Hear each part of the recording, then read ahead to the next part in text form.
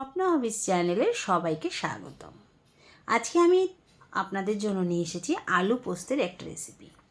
আপনারা এক একজন এক এক রকমভাবে করেন। আমি কিভাবে আলু পোস্তের রেসিপিটা করলাম, মানে আমি কিভাবে বাড়িতে আলু পোস্তটা বানাই, সেইটাই আপনাদের মধ্যে শেয়ার করলাম। পুরো ভিডিওটা দেখার অনুরোধ রইল।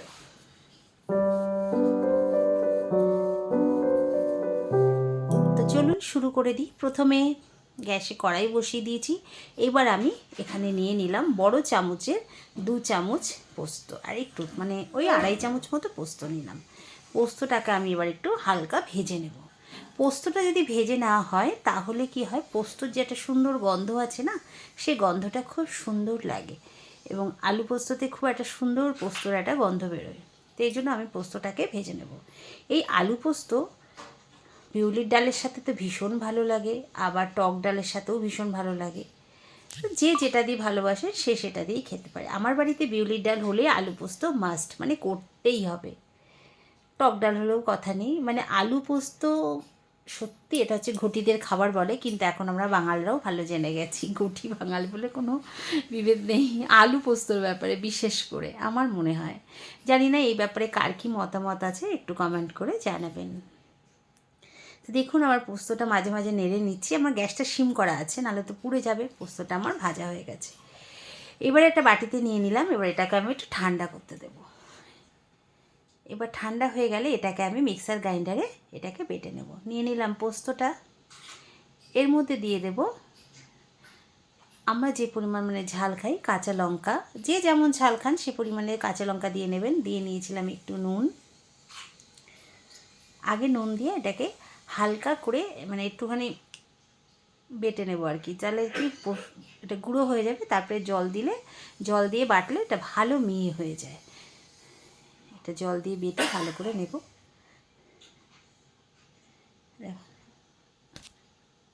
তার মধ্যে দিয়ে দিলাম কটা কাঁচা লঙ্কা, মানে আমি কাঁচা লঙ্কাটা দিতে ভুলে গেছিলাম বলে আবার খুলেছি।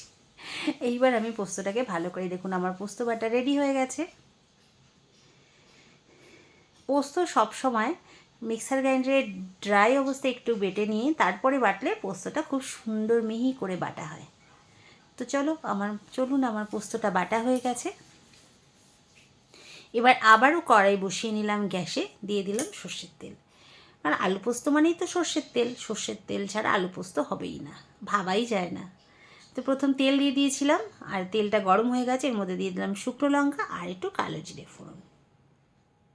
আর আলুটা আমি আগেই কেটে নিয়েছিলাম ডুমো ডুমো করে। কালো জিরে শুকনো লঙ্কা থেকে একটা গন্ধ বেরোনো পর্যন্ত ওটাকে একটু ভেজে নিলাম। ওই মিনিট, 1 মিনিটও না, তারও কম সময় ধরে ওটাকে একটুখানি নাড়াচাড়া করে ভেজে নিলাম। আমি আলুটা আগেই কেটে রেখেছিলাম ডুমো ডুমো করে। এবার আলুগুলো দিয়ে দিলাম।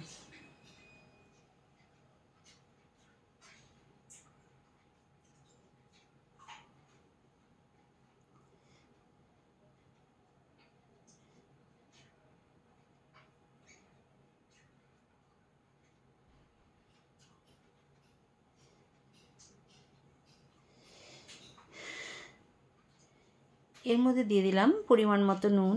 নুনটা দিয়ে আমি আলু পোস্তে হলুদ দেব না। অনেকে হলুদ দেয়, কিন্তু আমি হলুদ দেব না। আপনারা যদি মনে করেন সামান্য হলুদ দিতেই পারেন, আলু পোস্ততে হলুদ না দিলেও চলে। ভালো করে আলুটাকে নাড়াচাড়া করে ভেজে নিলাম বেশ কিছুক্ষণ ধরে। মানে আলুটা আমার ভাজা অবস্থাতেই সেদ্ধ হয়ে এসছে, অনেকটাই সেদ্ধ হয়ে গেছে, মানে প্রায় 60% আলুটা সেদ্ধ হয়ে গেছে। তারপরে আমি এটাকে জল দিয়ে সেদ্ধ করব। দেখো আলুটা আমার লাল লাল হয়ে গেছে, মানে আমার বেশ আলুটা ভাজা ভাজা হয়ে গেছে। আরও কিছুক্ষণ নাড়াচাড়া করে আমি আলুটাকে ভেজে নিলাম। নিরামিষ দিনে আলু পোস্ত, বিউলির ডালকে অনেকে নিরামিষ ভাবে না, তো মটর ডাল দিয়ে টক ডাল বেশ ভালোই লাগে। মানে টক ডালের সাথেও ভালো লাগে, বিউলির ডালের সাথেও ভালো লাগে।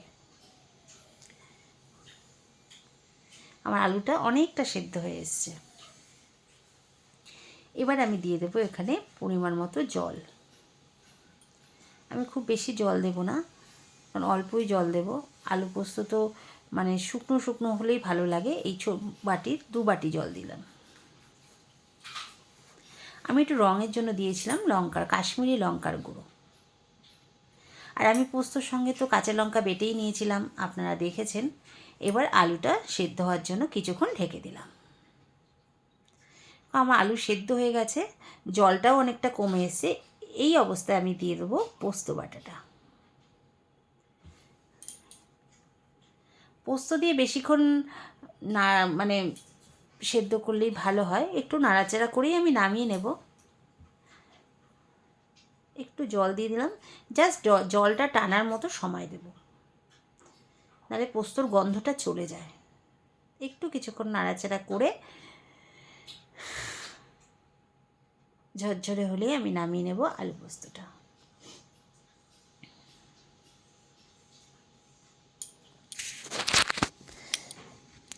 যেহেতু জলটা দিয়েছিলাম ঝোল ঝোল থেকে যাবে, তাই আমার আলু পোস্তটা রেডি হয়ে গেছে। এবার কাঁচা লঙ্কা আর একটু সর্ষের তেল দিয়ে আমি এটাকে নামাবো। আলু পোস্ত মানেই কাঁচা সর্ষের তেল মাস্ট।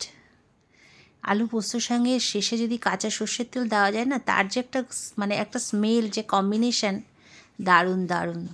আপনারা একবার বাড়িতে করে দেখবেন, যদি ভালো না লাগে আমাকে জানাবেন। দিয়ে দিলাম খানিকটা সর্ষের তেল, বেশি না, এই 1 চামচ, বড় চামচের 1 চামচ মতোই তেলটা দিয়েছি। রেডি হয়ে গেল আমার আলু পোস্তের রেসিপি। গ্যাসটা বন্ধ করে দিলাম, এবার আমি তুলে নেব। তা আপনাদের আমার আজকের এই রেসিপিটা কেমন লেগেছে একটু কমেন্ট করে জানাবেন। ভালো লেগে থাকলে একটা লাইক করবেন, শেয়ার করবেন, আর যারা নতুন তারা আমার চ্যানেলটাকে সাবস্ক্রাইব করবেন। অবশ্যই বেল আইকনটা প্রেস করে দেবেন, তাহলে আমার নতুন নতুন ভিডিও নোটিফিকেশান আপনাদের কাছে পৌঁছে যাবে।